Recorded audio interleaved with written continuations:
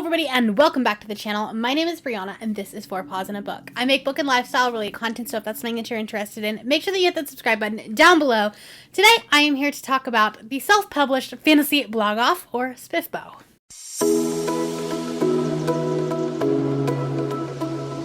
If you are new here, welcome. I am doing something that's a little bit out of the box for me. I like to call myself an omnivore reader, but I do primarily fall into the camps of romance or fantasy, which I know are the very opposite ends of the spectrum.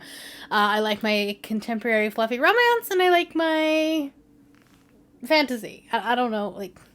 Yeah. Anyways, I've been invited to participate in the SPFBO Cassidy's version, which is essentially taking the finalist of the self-published fantasy blog off, which I'll talk about what that is in a minute, and we're going to be reading them and ranking them and finding what our favorite one is. There's 10 of us that are all doing it. This obviously was a brainchild of Cassidy's. So, what is SPFBO? What is SPFBO? I will use those two names interchangeably. SPFBO just rolls off the tongue a little bit better, and you don't have to remember exactly which letters are in it. But anyway, SPFBO, SPFBO, self-published fantasy blog off.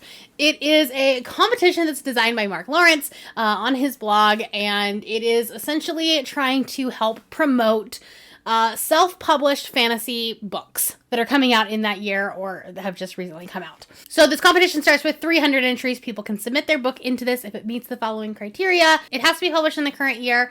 There are specific dates for it. I can't remember what exactly they are. It has to be self-published, and it has to be fantasy. Now, there's not an exact definition about what a fantasy is. If the author says it's a fantasy, it's a fantasy. However, if there is a gray area or a kind of a fine line between what is or isn't fantasy, it's probably not going to get very far into this competition. With one exception, and we'll talk about it. There were 10 blogs that were a part of this first round of competition, and each one of those blogs got 30 books to read and choose from, so 300 books total that they had to sift through and come up with one finalist per blog. In the description down below, I am going to be linking Mark Lawrence's blog that will talk about all of what SPFBO is, what it entails, the blogs that were a part of it in determining the top 10 finalists. Essentially, each of the 10 blogs took their 30 and they whittled it down to one that they think is the best one of their group. And now we have 10 finalists. I don't follow book blogs, so I haven't actually been, like, really following this and trying, like, basically they would review it as they would kind of like, no, this isn't the one. No, this isn't the one. And so, like, as they were whittling down their list, I wasn't following along until the finalist. Cassidy has been following this religiously for several months now, has been talking about it in her Patreon Discord, and with her release of the video that came out that had all of the finalists announced, or like her reaction to all of the finalists being announced, she announced the start of this project, which was SPFBO Cassidy's version. I messaged her and I said, you know, I'm probably the wrong person for this project, so like no hurt feelings if you don't want me to be a part of this.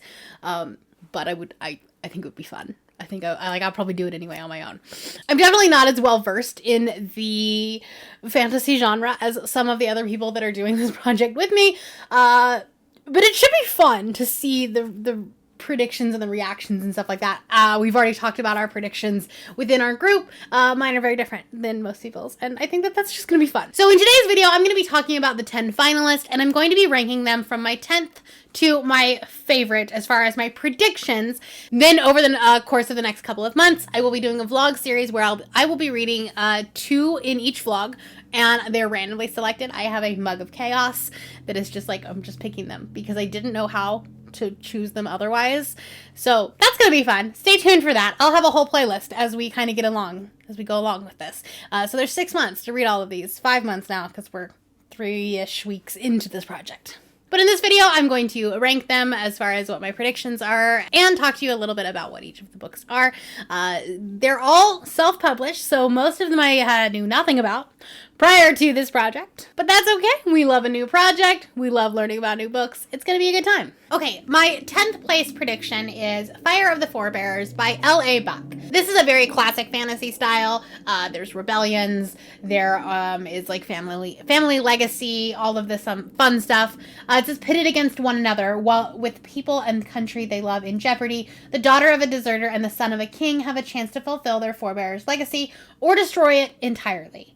Twisted monsters called Saja lurk in the shadows of the mountains. Rumors say the Fidelis, human wielders of an ancient elemental magic, again walk the plains. Not all in Averon believe, and not all welcome the return of the legend. Over a century ago, their ancestors sailed the oceans in search of peace and died as heroes fighting for it. But heroes and villains aren't always what they seem to be. So for me, the classic fantasy style is not generally my favorite style of fantasy. Think Malice by John Gwynne. It just wasn't my style. Like, I totally understand the people that love it, and honestly, Fire of the Forebearers is in the top 3 of most of these predictions from the people that are doing SPFBO Cassidy's version. So I'm definitely in the minority here. One of the other problems I have with this is the first book in a series, and the author unfortunately passed away in May, and so this series is not going to continue. So if I do love it, it's not going to ever continue.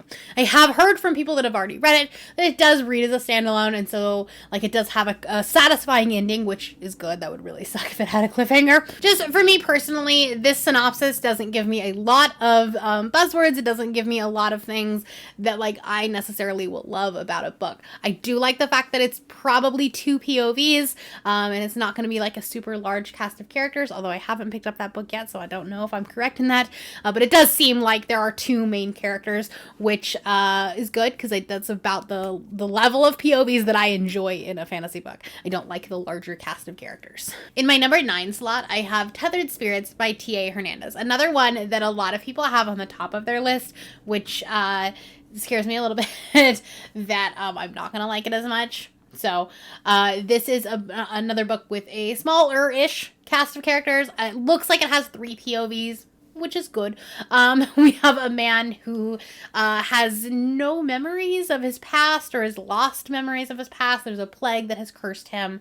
And then there's a woman who is trying to find the secret to that man's curse, or to the curse or the plague or whatever, because that secret might heal her brother. Then there is a third character who has been granted magical abilities due to the fact that she has a bond with a spirit, and that spirit is like giving her these magical abilities, but I think she's trying to break that bond. Not really sure why. Anyways, those 3 people are going to collide and have some sort of adventure journey together. The reason why I don't think I'm going to like this as much, it does say that they're going on a journey. I hope to God this is not a road trip book, which obviously isn't like a road trip book in a fantasy, but I don't like them in contemporaries, and I don't like them in fantasy either. They tend to just walk, and they just keep walking, and nothing really happens for a large majority of a book. That's the reason why I'm super hesitant about this book. I really hope I'm wrong. I really hope I'm going to love this. But anytime they say they will go on a journey, it worries me. It worries me. My number 8 slot is going to The Umbral Storm by Alec Hudson.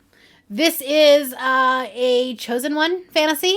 It's very classical fantasy style. Essentially, the heart of the world has been shattered and placed across the edges of the universe. Our main character was an orphan. He was sold to a cruel slave owner as an indentured servant. He has known nothing but suffering. You know, the typical tropes of a Chosen One main character.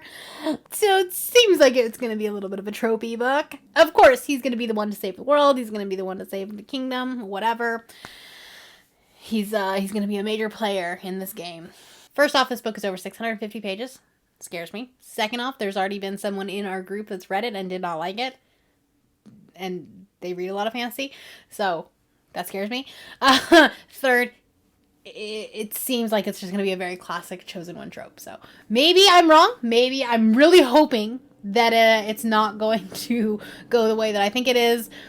But that's why it's number 8 on this list. So far, it does seem like I'm not excited about this project, and I am, I promise you. Those 3 books, like, take up that bottom chunk of, like, groupings. You know what I mean? From here on out, I'm actually kind of excited about the rest of the books. Those 3, 8, 9, and 10, I probably could have swapped in any order. And, in my predictions, those 3 are the ones that I'm not looking forward to the most. After that, we have A Song for the Void by Andrew C. Piazza. This is a cosmic horror fantasy. It takes place during the Opium Wars. There is a band of pirates that has been terrorizing the seas surrounding Hong Kong. And it's going to be following the crew of the HMS Charger that are trying to find these pirates. But then the crew stumbles upon something called the Dark Star, a like mysterious creature. That's where like the cosmic horror type comes in. And, the hunted or the hunters are becoming the hunted kind of thing. This is where I am confused about this project. Because, like I said before, it had to be a fantasy book, right? And if it wasn't, like, strictly by the book of fantasy book, then generally it didn't get very far, right? This was a finalist. It beat out 29 other books that the blog had been given. And it's not necessarily a fantasy. It's more like this fantasy horror genre blend. I am really excited about it because there's like water horror, right? Which I'm learning I'm kind of loving. And it's also like kind of this alternate history kind of thing. I think like it could work. The idea behind it really, really works for me. Will the execution work? I don't know, which is why I'm kind of putting it lower, because on our rubric, like, we are going to be talking about, like, is this a fantasy or not? And so, like, technically, I don't think that this could win the SPFBO, like, fantasy finalist, right? I don't think it can win it, but I am excited to read this book. And I wouldn't have picked it up other than, I wouldn't have even known about it if it hadn't been for this project, so thankful for that, but I don't know that it's actually a fantasy book. My number 6 slot is a book that I'm very excited about, and another one that doesn't scream fantasy to me. Well, I mean, it does and it doesn't. And that is Scales and Sensibility by Stephanie Burgess. This is a Regency-style romance, but with dragons. And I love this cover. It's so adorable. It has this, like, very sweet, cozy Regency romance era, but with a dragon in the background. This is definitely falling into that realm of cozy fantasy. It seems to be like a Sense and Sensibility reimagining, but obviously with dragons. The Goodreads blurb on it says, a frothy Regency rom-com full of pet dragons and magical misadventures. So, like, I think I'm gonna have a great time with it. And the funny thing is that a lot of the people on this group that have more of the, like, classical fantasy preferences have this book very low on the list, and I'm actually very excited about this one. Going into my number 5 slot is A Touch of Light by Thiago Abdallah. This is another one of those classic fantasies, but I'm actually really excited about this one. This has 2 different kingdoms, 2 different like factions. One of them, the leaders have eternal life, they worship life, they celebrate life, and it's kind of like frowned upon to mourn the dead, like you're not supposed to do it. And then the other faction or the other kingdom, whatever, like death is what keeps the earth alive, is what they say. This is going to have a lot of religious aspects to it, political aspects to it, which are 2 of my favorite things when it comes to fantasy. Political fantasy is definitely my favorite subgenre of fantasy, and so I'm really excited about this one. Also, the cover reveal for the second book came out. It has a big griffin on it, which tells me that the first book is going to have griffins in it. I'm very excited about it. The covers for both of these books are stunning, fantastic. Whoever did your cover design, chef's kiss. I really hope that this one surprises me and I actually like absolutely love this one and it becomes a like 5-star favorite of mine. This is one of the few books that Cassidy has given 5 stars this year, which like gives me a lot of hope for it. So we'll see. I'm really excited about it. I'm putting it in 5 because I am hesitant about it being classic fantasy tropes. And like, maybe I'm, gonna be a little bit lost because I'm new to fantasy and I don't know what I'm talking about. So I'm putting it kind of in the middle, but I'm really hoping that it surprises me. Going into my number 4 slot, I have to read this with this title because it's very long. Miss Percy's Pocket Guide to the Care and Feeding of British Dragons. And that's by Quinn B. Olson. First off, I think that I should get bonus points for this cover. Because it's adorable. This is about a woman who inherits a dragon egg. And dragon eggs do what they do best and they hatch. And so then she has this baby dragon. And she has to learn how to care for the dragon. The blurb on Goodreads for this book is just adorable. It seems very quirky, very funny, very my speed. And I am very excited about this book. This seems like it's going to be another one of these cozy fantasies, which seems to be a vibe this year. I don't know, but I'm excited for it because it seems like it's going to be a really good time. I'm very excited about this one. My number 3 spot is going to go to The 13th Hour by Trudy Skies. This is the first book in the Cruel Gods trilogy series. I'm not sure. I think the first 2 books are out, actually. Like, she published 2 books in 1 year, which is fantastic, fascinating. Wow. This is a steampunk fantasy, which I've been vibing with a lot lately. I really like.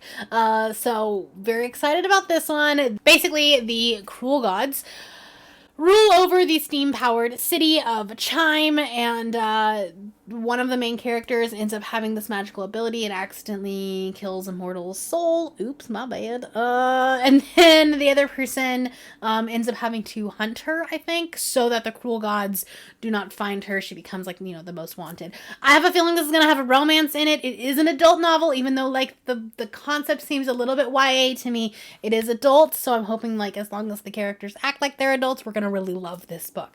This one, like, I'm very excited about. First off, the cover is beautiful. This is one that I already purchased a physical copy of. I don't have it with me right now while I'm filming this, but just believe me, it's beautiful. And I'm really hoping that this has some, like, you know, religious aspects to it and stuff like that. But yeah, this is a book that I'm going to be here for the vibes, and I'm really excited about this one. Take a shot every time I say, I'm really excited about this one. Actually, don't. You'll probably die. Coming into my number 2 spot is definitely a dark horse. This has the potential to not be great, but it's gay. So, it's getting a really high spot. That is Mysterious Ways by Abby Evans. This is a military-style fantasy, which is why it's not necessarily, like, my go-to style of genre. Military fantasy is not generally my favorite, but one of the characters is, like, the commander of the army of something. This is a matriarchal society. The blurb says that the goddess works in mysterious ways. Our main character wants to find out exactly what those ways are. She sees a lot of injustice in her world where the bad guys get away with things and the good guys suffer. And so she's trying to question the goddess. Part of the synopsis says, Mysterious Ways is a fantasy novel set in a matriarchal world. Women are empowered, they worship a goddess, and same-sex relationships are common and socially acceptable. So I'm really hoping that we're going to have some sort of queer romance in it, some sort of queer characters. And so for that reason, it's sitting in my number 2 spot because I have very high hopes for this one. Anytime we see a fantasy with queer characters in it, I'm immediately sold. And coming in at my number 1 spot for this is Small Miracles by Olivia Atwater. I recently read another Olivia Atwater book and really, really loved it, especially her writing style. So I know that I'm really going to like this, or at least I have really high hopes. This is about Galadriel, who is the fallen angel of petty temptations, which just sounds great. Love that. Love that. And he's run into a little bit of a problem with his bookie. And his bookie's going to let him off the hook as long as he can get this miserably sinless mortal to do a couple of things. Which doesn't seem like too big of a deal, but obviously there's going to be some roadblocks. This is giving me Good Omens vibes. This is giving me Lucifer vibes. I'm here for this book. I am so excited to pick this book up. So hopefully the Mug of Chaos will be nice. I'll be able to read it very quickly, but we'll have to see. So those are the 10 finalists for the SPFBO or the SPFBO, and I will be reading all 10 of these, and I'll have a rubric. We'll be scoring these based on a certain criteria. There is a website for the SPFBO, Cassidy's version, where you'll be able to see all 10 of us and all of our reviews and, like, our ratings, and then just kind of showing us, like, what the final book or the winner of this might end up being. So that is the introduction to SPFBO. Those are the 10 finalists. Those are my predictions. We'll see how well I do at the end. Like I said, I am going to be vlogging these. I will be talking about each one of them in the videos. We'll be doing 2 per video, so there'll be 5 videos in total that will come up over the next couple of months. We'll see how I do. I'm not allowed to DNF any of these books. I have to finish them all. So, wish me luck on some of these for sure. Everything's going to be linked down below. I'll also have social media links to the other people participating in SPFBO, Cassidy's version, down below, so you can check out their progress as well. Some of us are doing prediction videos, some of us are doing vlogs, some of us are doing stuff on Instagram.